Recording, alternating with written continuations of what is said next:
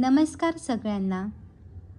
आजचा विषय थोडासा वेगळा आहे आणि कदाचित आपल्या प्रत्येकाच्या मनाशी जोडलेला आहे. कधी असा विचार केलाय का हो, की शरीर नाही पण मन खूप थकलंय आणि तरीही मात्र आपण सगळ्यांसमोर हसत असतो.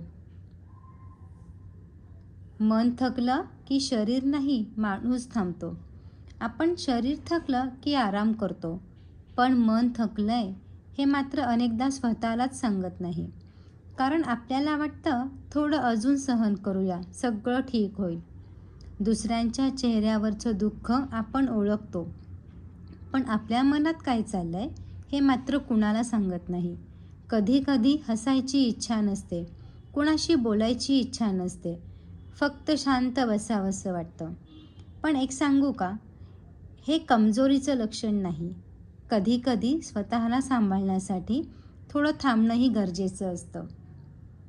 प्रत्येक गोष्टीचं उत्तर लगेच मिळालं पाहिजे असं नाही. प्रत्येक समस्या आजच सुटली पाहिजे असंही काही नाही. म्हणून सांगते, थोडं स्वतःला वेळ द्या, मनाला शांत होऊ द्या.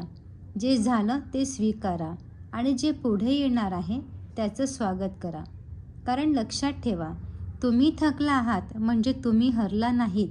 फक्त तुम्हाला थोडा आराम हवा आहे पुन्हा उभं राहण्यासाठी. म्हणून आज स्वतःला एवढंच सांगा, मी ठीक आहे आणि हळूहळू पण नक्कीच सगळं ठीक होईल. असाच विषयावर एकदा पुन्हा नक्की बोलूया. तोपर्यंत नमस्कार.